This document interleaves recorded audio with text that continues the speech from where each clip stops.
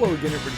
This is Mr. Everything. I'm coming at you with another Wargaming and miniature video.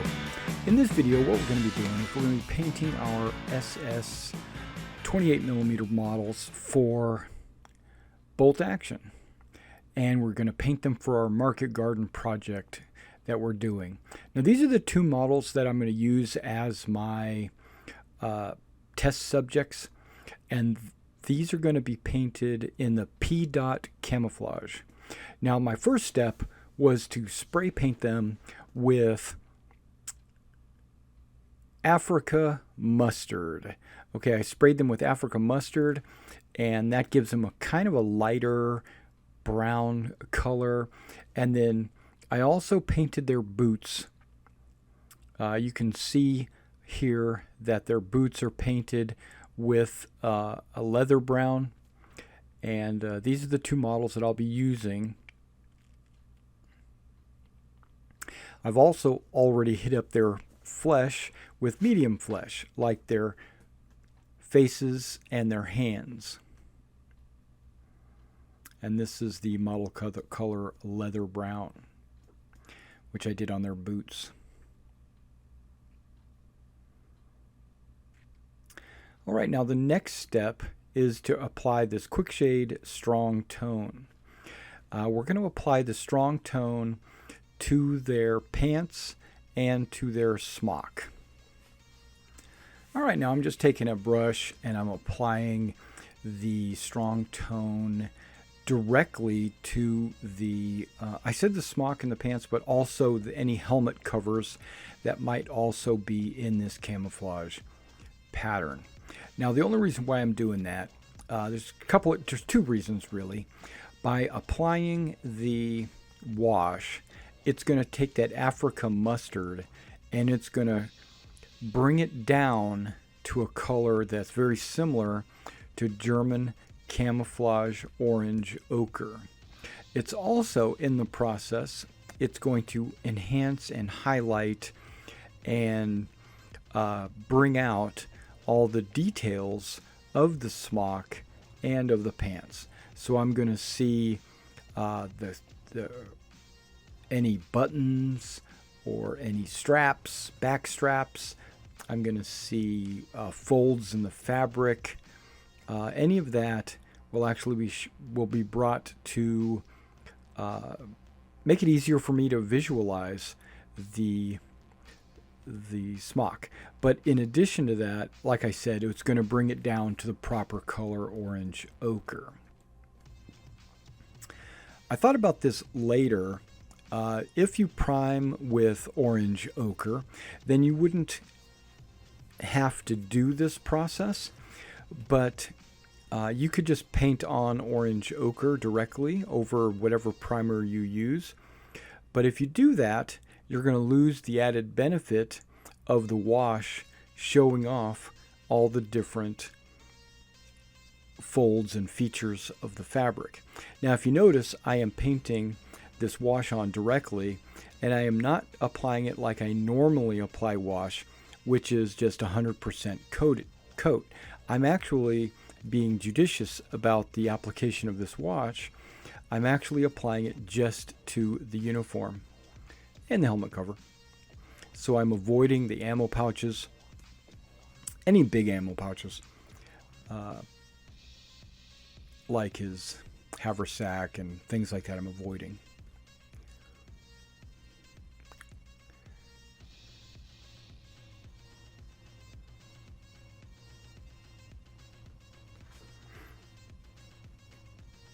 Now I'm going to show you this technique fairly one-to-one. I mean, there will be a little bit of editing here and there, especially when I get up and walk away from the table. But for the most part, there's not going to be much editing. It's just going to be me painting these two models. Or when I start to go back, and you can see those 30, 40 models that are behind these two models, when I transition to actually applying this technique to those models, I will actually edit that out so you don't see that. Oh man, look at him, he's trying to get away.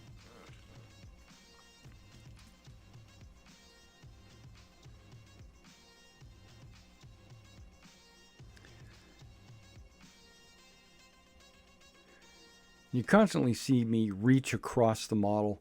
What I'm doing is I'm reaching for my palette that has the wash in it. And I do think you can get away with applying a little bit of water to your wash.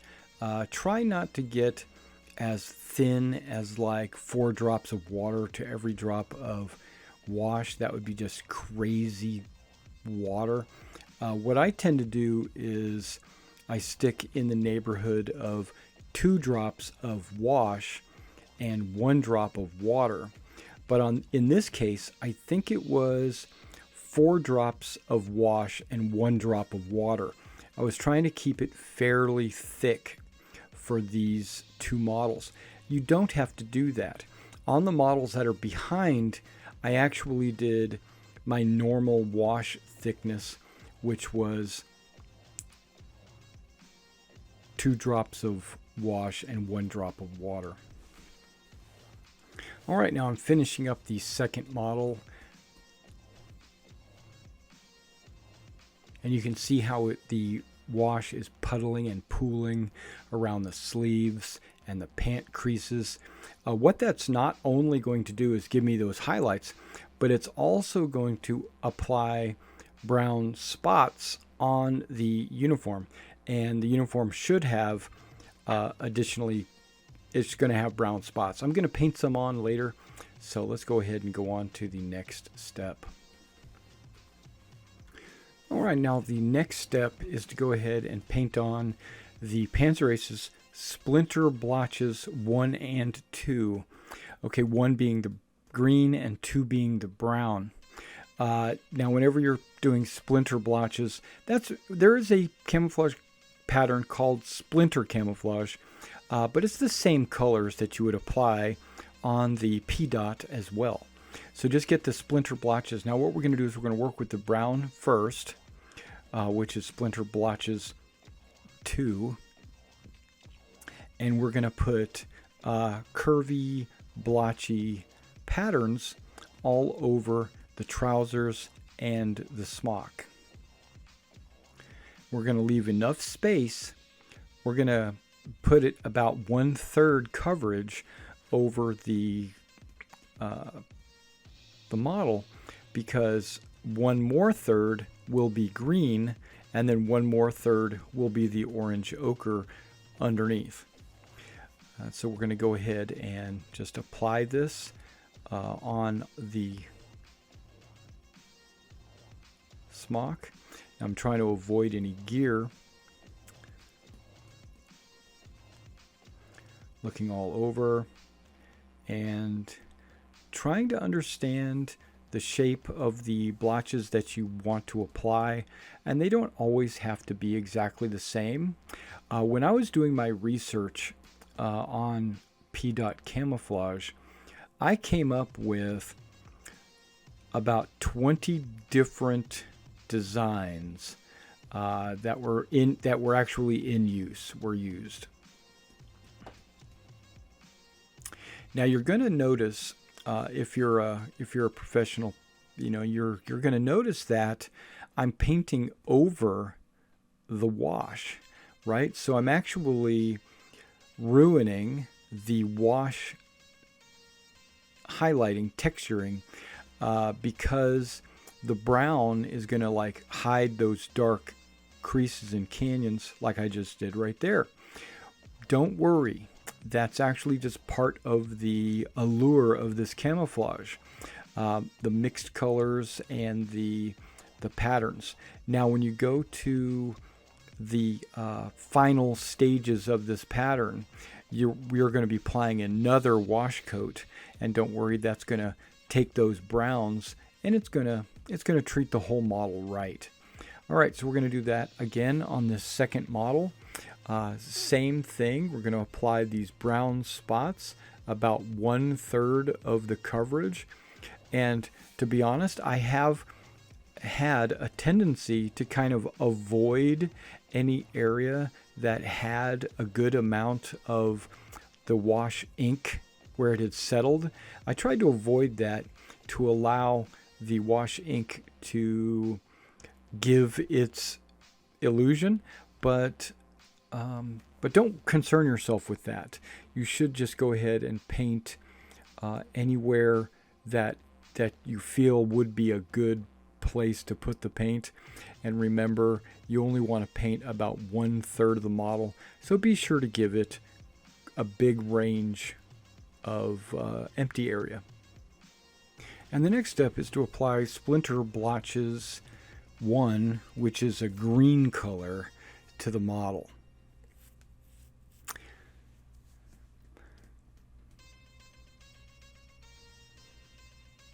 And again, the Splinter blotches green is going to cover about 1/3 of the model as well. And again, remember I said I found about 20 different resources for the P-Dot camo. The P-Dot camo is in use in a variety of different frontiers, like it was in Russia and it was in Europe, primarily used by the SS, but there were some patterns that had more or less green in them, or more or less brown in them. So what I recommend doing is doing your own research, finding a P-Dot camouflage pattern that you like, and then applying the appropriate amount of green. In this video, I'm going to be applying a 1/3 pattern. So what that means is you're going to get 3 colors primarily. You're going to get the Splinter blotches 1, you're going to get Splinter blotches 2, and you're going to get the orange ochre base coat.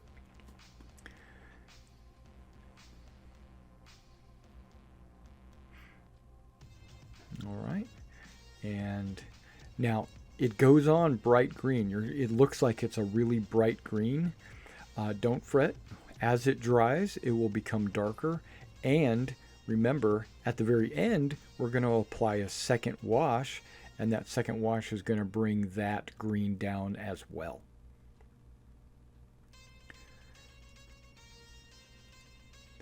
So I find some brown and some tan, or orange ochre, and I paint the green in between them. Sometimes I will ensure that it touches the brown, because I want the brown and the green to overlap. So as I paint the green, I make sure that I'm painting it right beside the brown.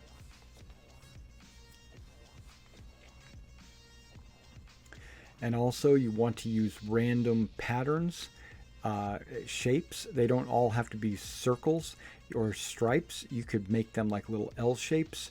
You can make them like little S shapes, or U's, or V's, or W's. However you want to do it, just make those shapes all different. All right, that doesn't look too bad.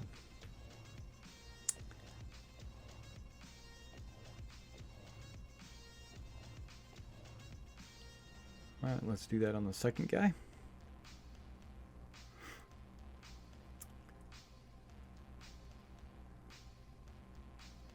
Now when it comes to the smock and the trousers, where the smock touches the trousers, you don't want to paint the green covering both. So like you see how I did the green under his smock, the green doesn't actually cross that line. It doesn't go from the trousers and onto the smock. Now you might have green on the smock and green on the trousers in the same spot, but don't make it part of the same splotch.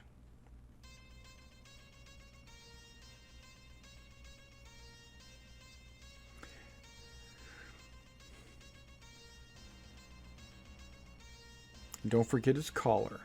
His collar of the smock is part of his camouflage. Now some of these Warlord models don't have camo covers on their helmets. Some of them just have gray helmets, and some of them have knits or nets on their helmets. Those will be painted in a different way, but that's not what we're showing right now. What we're showing is how to paint the P-Dot camouflage pattern.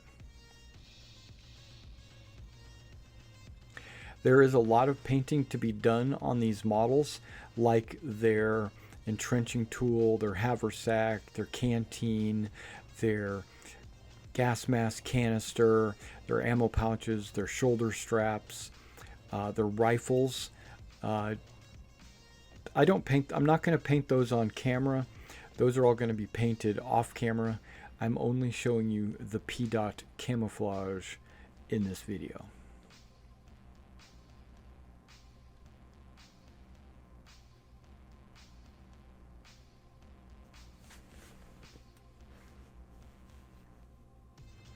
All right, it looks pretty good. Maybe I missed a spot right there. Okay, let's go ahead and move on to the next step. Okay, now that these two colors have dried, I wanted to show you what else I had painted on these models and what colors I used, just so you would know. Of course, I painted the two Splinter blotches on their uniform. The 1 and 2, we got that knocked out.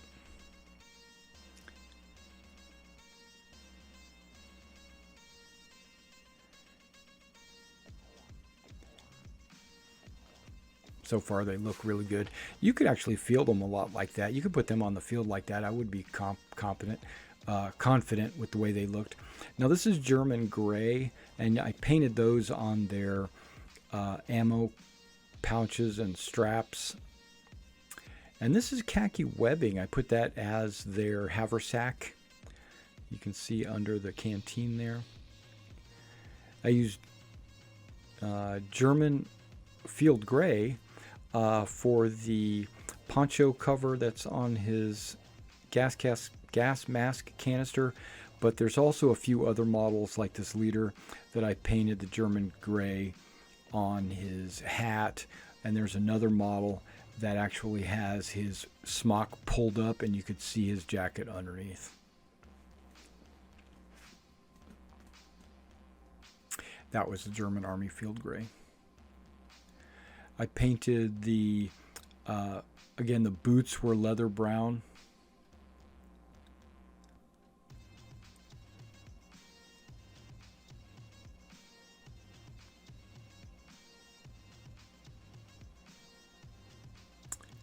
And I also painted the slings leather brown.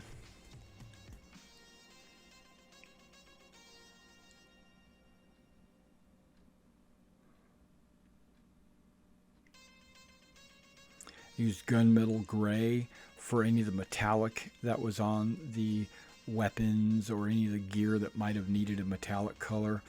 I painted gunmetal gray. And then I also used burnt sienna to paint the wood furniture on any of the weapons, the fur on the canteen cup, and also the wood on the entrenching tool. Those are all painted with the burnt sienna. I also used a little bit of this licorice on some of their ammo pouches. That's pretty much what I did. Was I painted them licorice first, and then I later went back and painted them with a German gray to highlight them.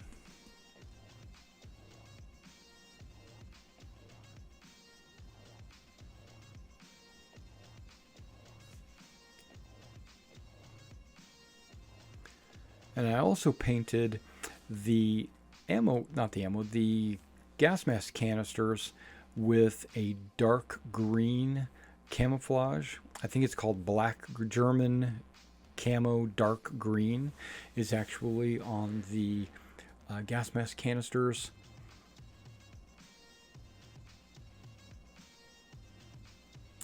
All right, now I've created this little template here for you to remember, or for me to remember really, how to paint the camo P-dot. I have orange, ochre, brown, and green, and these are all the Splinter blotches in the original. These are all the original colors that we painted. Now, you need a fine tip brush to do this. You don't use your standard like 2.0. And I actually have some camo orange ochre for the dots instead of relying on the spray.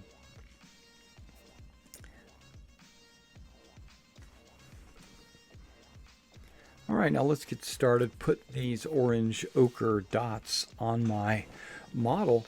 Now remember, according to my template, the orange goes on top of brown. So I go through and I find all the brown on my model, and I put a number of orange ochre pinpricks onto it. Now you'll notice that some dots are larger than others, and that's partially due to my inability to hold a steady hand, but it's also an advantage because if you look at your P-Dot camouflage examples, you'll notice that the dots are not uniformly the same size. They are different sizes. So it's okay if you put these dots on with different sizes.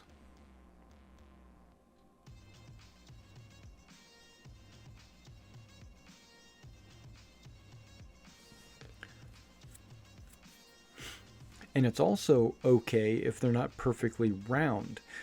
The dots on P-Dot were actually kind of like shaped like a P, actually. That's probably why it's called P-Dot, because they're shaped kind of like a teardrop, like a drop of water, or like a pill.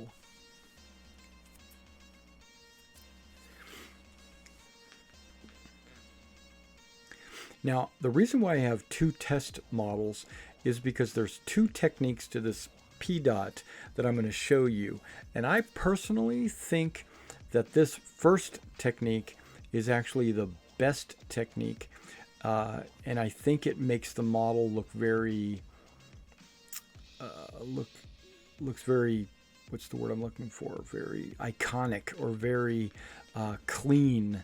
And it'll make your P-Dots look very attractive on the battlefield, on your tabletop. All your friends that see your P-Dot camouflage are going to say, damn, you did a good job. And that is when you put the orange ochre on top of the brown. Now you also have to make sure that your paint is not too watery. It's not too runny. It's also not too thick. You've got to make it a good mixture, so that it flows well off of your brush. So you'll just have to use a little experimentation on that. But if it's too thick, it won't stick to the brown like what's happening now. And then you'll have to press your brush in really hard. But if it is too wet, what'll happen is it'll run. Now there is a technique where you can paint the dots with slightly overwatered, and what will happen is it'll be a very faded dot, or the dot will blend with the rest of the model. That's not the effect I'm going for. I'm going for a stark contrast here.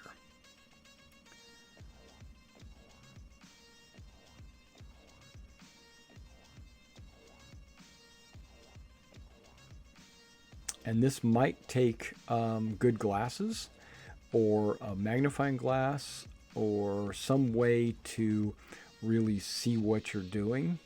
I personally have a pair of glasses that I use when I paint that are like Coke bottle glasses. They're stronger than I would normally be able to wear, but I only wear them when I'm painting. And you can see some of my dots are bigger than others. And that's okay. It's actually encouraged, in my opinion. I don't try to do big dots or little dots. I just try to do dots. And if some of them are big and some of them are small, by just doing it, then that's perfect. Unplanned.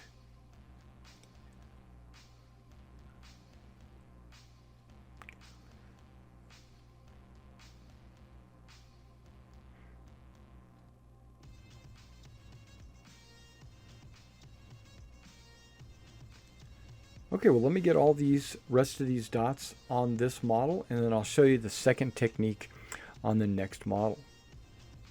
All right, now that model looks really nice with the ochre being inside of the brown splotches. Now on this one, when you paint your dots, you're not going to isolate them into any specific spot. You're just going to paint some orange ochre dots. You notice how I'm doing it in the green. But I'm also going to do it in the brown.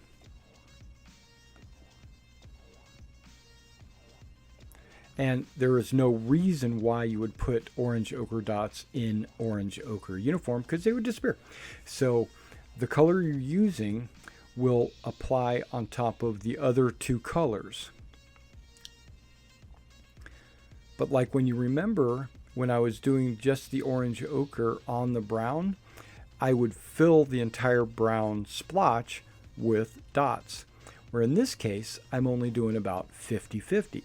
So I'll put a couple of dots in the brown and a couple of dots in the green in the same area.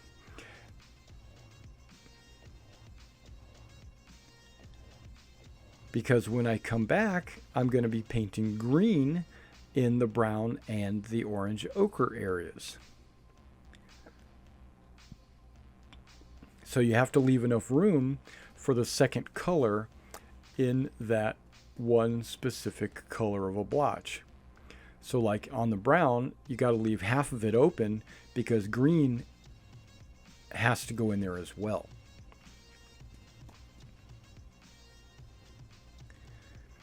So like I'm doing the orange ochre, which is not brown or green. So I find where two colors like brown and green touch, and then that's where I put the dots. And I put them in kind of a like a circle in that area. Not exactly in a circle, but I do put them generally in that area.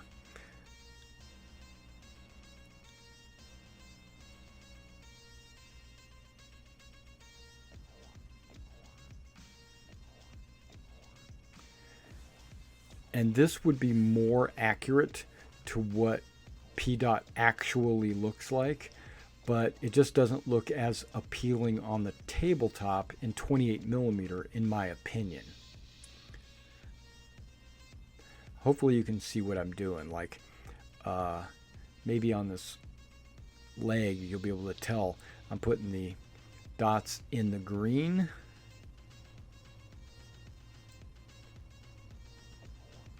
and the brown.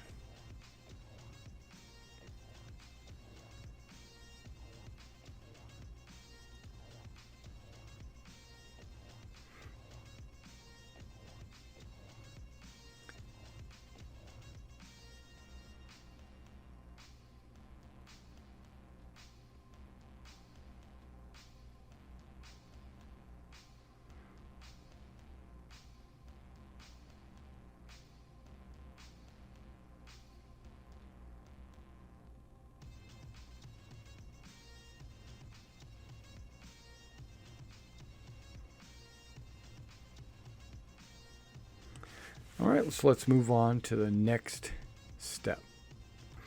All right, we did the green. Now let's, or the orange ochre, I should say. Now let's use the camo black brown. You notice that's not splotches. That's actually a dark brown.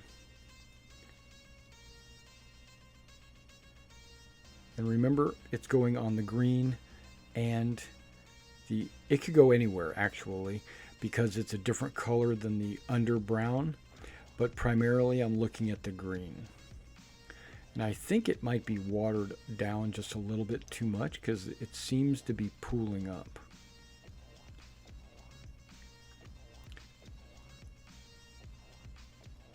And this is the first model, remember, where I had done, I filled all the brown already with orange ochre.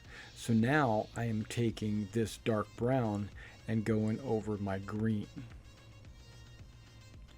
So on this model, the colors are actually isolated inside the splotches.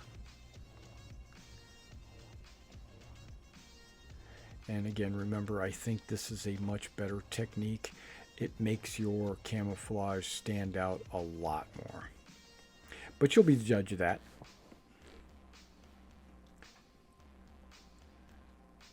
All right, he looks pretty good.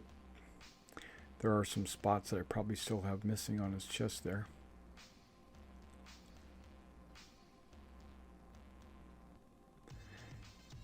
Okay, now on this one, it's going to be a slightly different technique.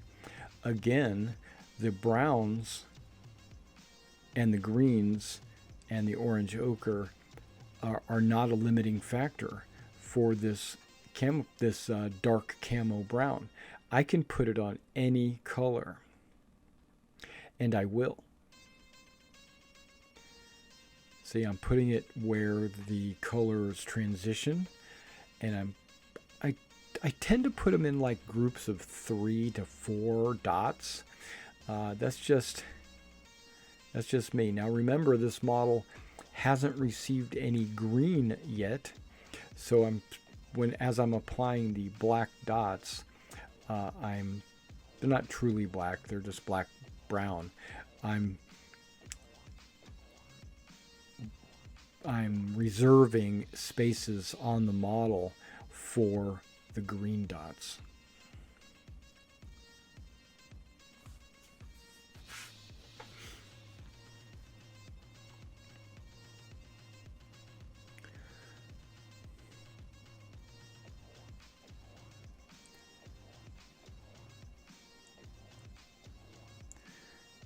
And remember, knowing that I'm getting ready to do green dots, the green splotches are work areas. Basically, they're areas where I can put dots because I'm not going to be putting any green peas in the green splotches.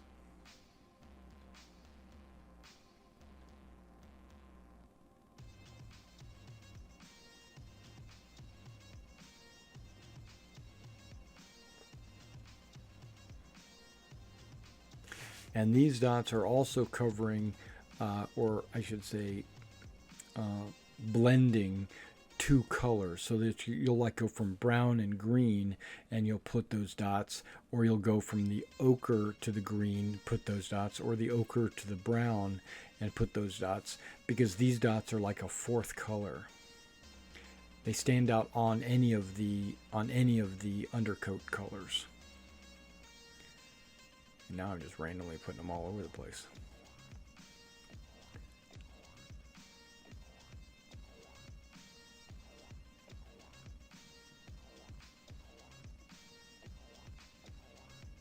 All right, I think you get the idea on this. Now we're going to move on to the next step.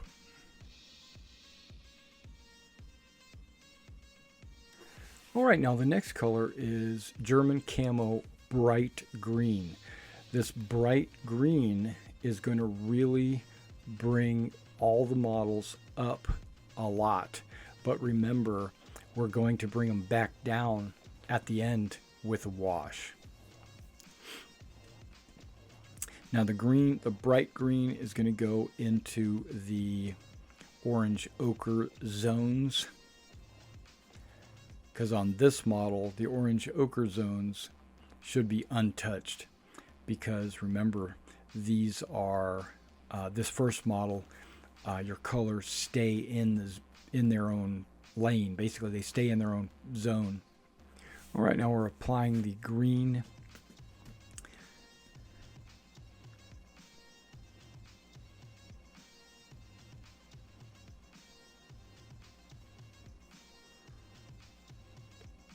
Now, it looks like I'm not being as gentle as I probably should be. There we go.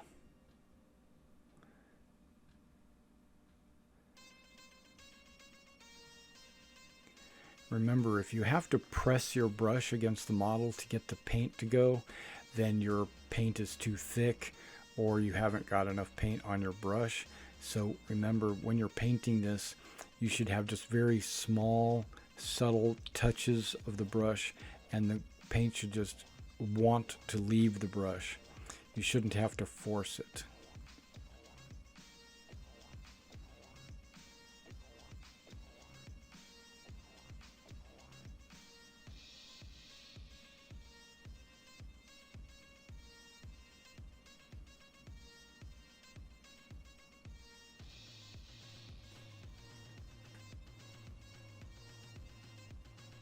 And remember, oval shapes are the best, so your brush shouldn't go straight down. It should actually be laid maybe at a 10 or 15 degree, so that when it does touch, it kind of gives an oblong shape to your P dot.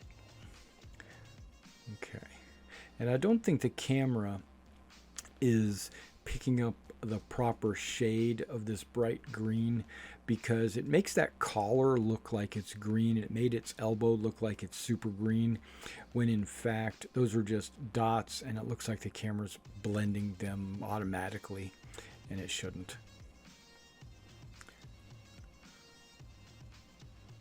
Sorry for that. Thought I had a good camera. Actually, I do have a really good camera. It's 4K, but it was probably my settings, me getting in there and not hitting the proper saturations. All right. Now, in this case, the green can go on the brown and the orange ochre, and but you're just going to put like 2-3 dots in every little area. You're going to drift around. You're going to find holes in the dot camouflage, like right there, and you're just going to put a few dots inside of it, and it can cross over from one color to the next, because this is a blended P dot or an overlapping P dot, and the first one is a zoned P dot. And remember, when you go do your research, you'll see what I'm talking about. Some of the dots, even the individual dots, cross between one color and the other. So it's okay to put it right on the edge of the two colors.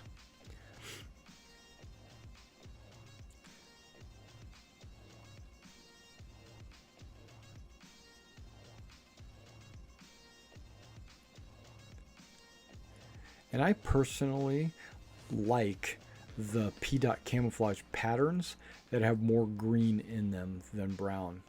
There are some modelers out there that prefer the browner P dot camouflages, but I really like the ones that have more green in them.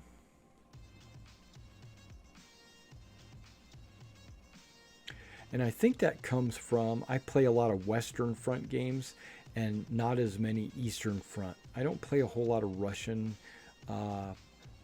frontier kind of stuff. I think I might start doing that, because I have quite a bit of a German collection, and I've played against the Americans and the British enough, so I think I might get some Russians just to explore other options. All right, so you get the idea that you put the green dots pretty much everywhere there's not a orange ochre or a dark brown dot. All right, so let me go ahead and jump to the next step.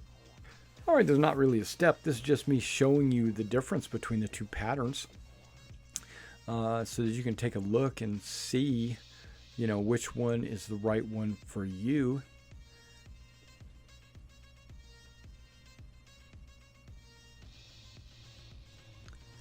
I personally like the one that's on the right, the compartmentalized P dots and not the blended P dots, but my force is actually going to have both. All right, now we're back with the washing step, and in this case I did go to a 2-to-1, 2 drops of wash to 1 drop of water, and I am planning on putting this on the entire model. So I'm going to put it on their haversack, their rifles, their Panzerfaust, their ammo kits, their belts, their boots. Basically the entire model is going to have this wash on it. It's going to bring down the orange ochre even more, and it's now going to bring down all the camouflage patterns down even more. It's going to enhance the creases where I might have covered with a green. Now that green is going to have some brown in it because of the wash.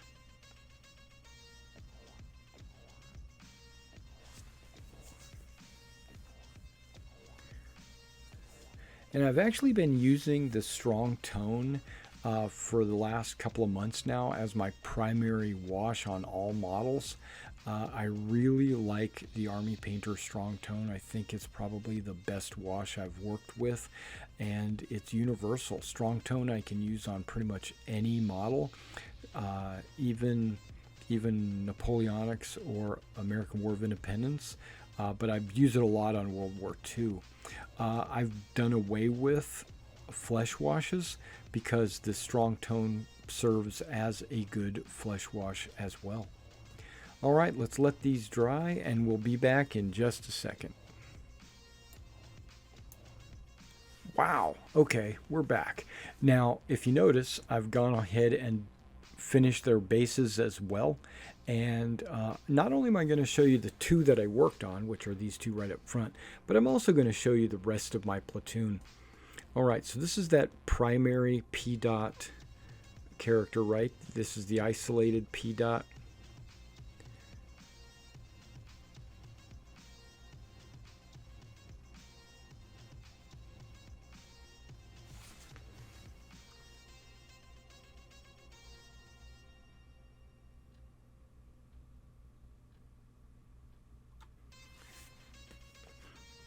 Right, and you can see the base, and I used some flower tufts just to give it a little brightness. Let's take a look at this other secondary P dot, the one where it was like blended.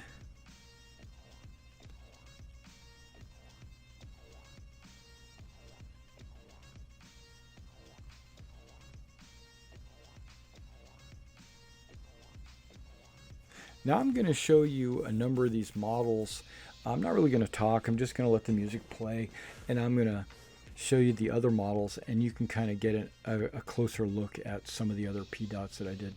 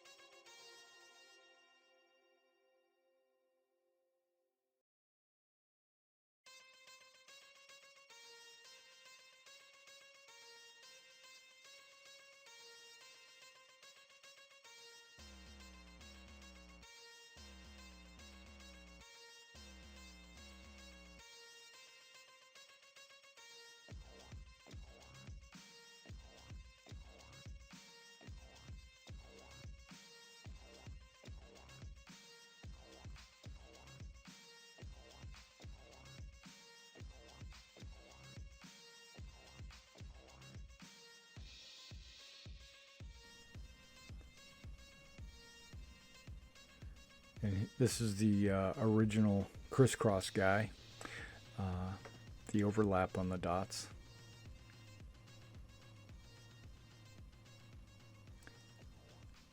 And this was the compartmentalized one.